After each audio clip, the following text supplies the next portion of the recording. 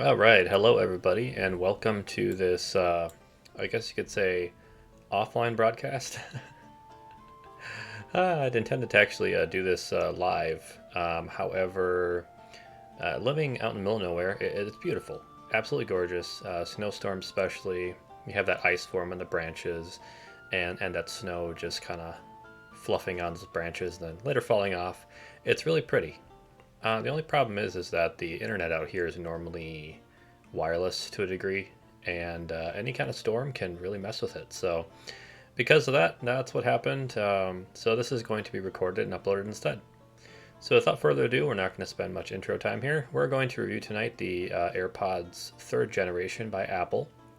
I'm a fairly newcomer to the Apple sphere, I guess you could say. I actually spent most of my life rather disliking Apple. I was a big time Windows, Microsoft, Android, anything other than Apple type person.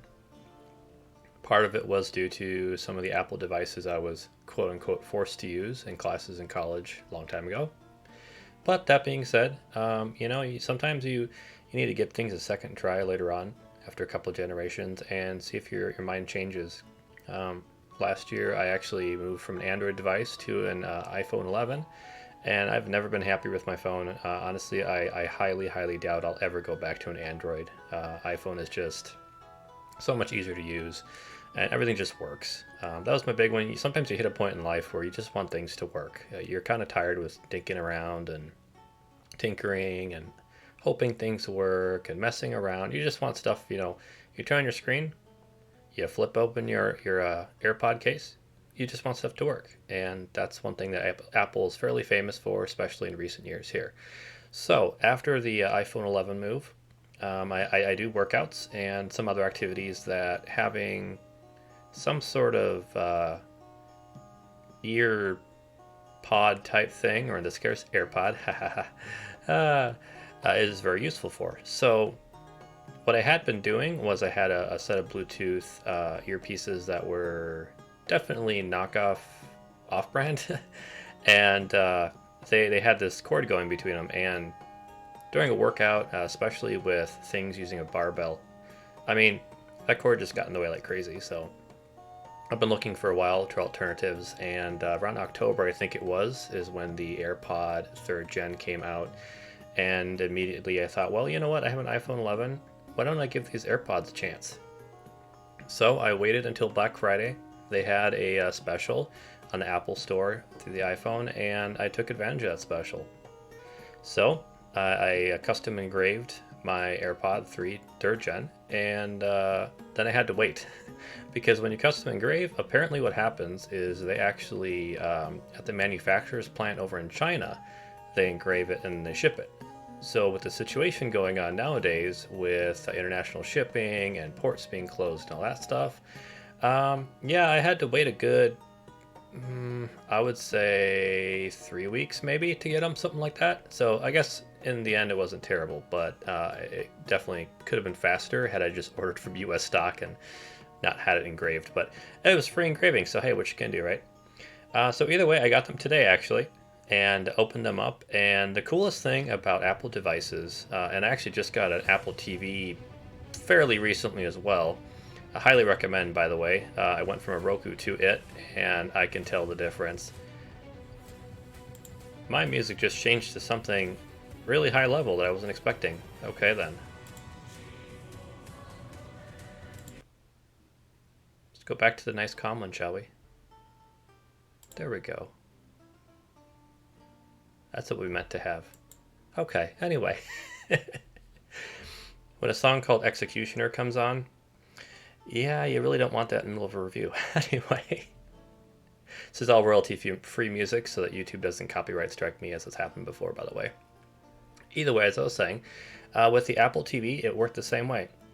To set it up, you bring your iPhone near it. In my case, I do right next to it because I'm a stickler like that. And it pops up a little thing on your lower half of your screen, and you can actually see that in the image behind my head, right over there, over there, over there. Point with my nose. And it just asks you if you want to connect them. Apple TV worked that way. The AirPods worked that way.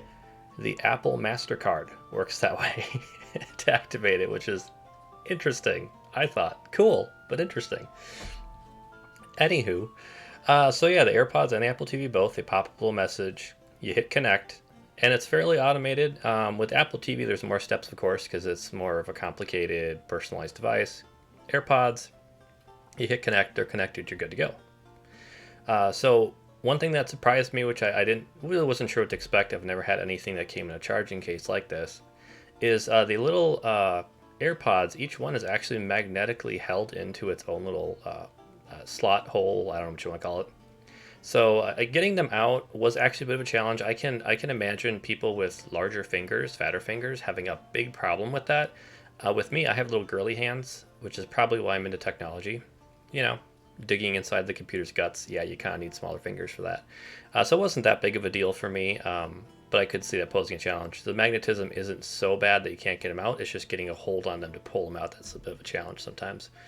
For the case itself, it's very well built. One thing that surprised me is that the port on the bottom is actually a USB-C port, and the cord that they send with it is USB-C, which plugs into the bottom of the case, to Lightning. So, me being somebody who has a Windows PC, I don't really have any Lightning ports around that I can plug it into to charge it. So that could have been a bad thing. I'm not sure if they expect you to plug the Lightning port into your iPhone and charge it that way. I guess maybe that's possible. It seems kind of weird, but in my case, I had a couple of Key wireless charging pads. I think that's how you pronounce it, QI. Wireless charging pads are already sitting around for my iPhone 11 and some of my previous Android devices. So I knew that this case was actually MagSafe, I believe it's called, charging capable. And actually, if you close the case, were to flip it around, the back, the hinge is actually a metal magnetic device. So that's kind of the MagSafe, I guess. In my case, I knew that MagSafe technology, it basically was just key wireless charging with a magnet. It's that simple. It's not really earth-shattering, complicated new technology. So what I did was I actually just laid it down on top of my key wireless pad I already had, and it charges no problem. Not an issue at all. So if you're getting these and you have absolutely no Lightning ports sitting around, I would maybe advise getting a key wireless charging pad. In my case, I went with, I got these a few years ago, but I went with the Anchor technology charging pad. They're very well priced, seem to be durable. I've never had an issue with them. They seem to work well, so that'd be a good option for you. If you're spending the amount of money that AirPods cost anyway, I don't think a wireless charging pad is going to set you back all the more. Apple does sell their own wireless charging pad, both MagSafe and non. You could go that route, but you're going to pay a lot more money for the exact same thing. So that's just a thought. Generally, I like to go with things that are just as useful as something that's expensive, but maybe not that expensive. I've been making some exceptions since I found certain Apple products like the iPhone 11 and now these AirPods, because they do work so well. Alright, so with that out of the way, the case part does flip open very easily. Once you get those out and you put them in your ear, it's a little bit different feeling. Honestly, I wasn't sure if I liked it at first. You kind of put them in your ear with the stem perfectly vertical, and then you kind of, I guess counterclockwise, turn the stem forward, and it just kind of sets them into your ear canal. Now, for me, after wearing them for a couple of hours, I played Minecraft, and I streamed that earlier actually, and I played Minecraft for a couple hours. After a few hours of playing Minecraft, and yes, they did pair to my PC's Bluetooth just fine, they kind of started automatically rotating themselves a little bit in my ears, and I felt that if I was really bouncing around for a good chunk of time, like maybe if I took a long hike in the mountains or something. Now, I don't know why you'd have earpods in at that point, AirPods, sorry, but still, I think if we were hiking around, bouncing around for a good long time, they probably would have a chance to fall out, but again, that depends on your ear shape. With my ear shape, for what I'm going to use them for, they should be just fine. They are extremely light, so besides the fact that you feel you have something in your ear, the weight's not going to bother you at all. So in my case, I opted for the AirPod 3rd gen that you see in the picture on the iPhone and in the case. The ones in the upper right corner You can actually ignore those. I just now noticed those are actually the AirPod Pros. So yeah, just ignore those. Those are not relevant to this review. Matter of fact, here, hold on. There. See? Now you can't even see them, right? Yep. There you go. And now I'm nice and big for everybody to view. So there you go. Problem solved. All right. So when I took them out of the case and I slipped them into my ear and figured out that rotation thing, and they were connected to my phone already, the first thing I did was I wanted to listen to some Christmas music. And so I went ahead and started up Apple Music and started some Christmas music from a band that I recently discovered that's pretty good. I believe it's called King and Country, I believe. And they have a really nice album they just put out, I think fairly recently. It's all Christmas music. So I was listening to that, but as soon as I started it, my first thought was, is this playing through my TV for some reason? It was really strange. Instead of feeling like the music was playing into my ears from headphones, it felt like the music was all around me. It literally sounded to me like the music was coming from my television. And at first I thought that they were malfunctioning or not playing or something bizarre like that was going on. So yeah, I would say that qualifies them as fairly darn good audio. I'm going to say I recommend these in terms of audio quality, soundstage, and I forget what they call it. I think maybe it is soundstage, where it sounds like it's far away. It is compatible with Apple's...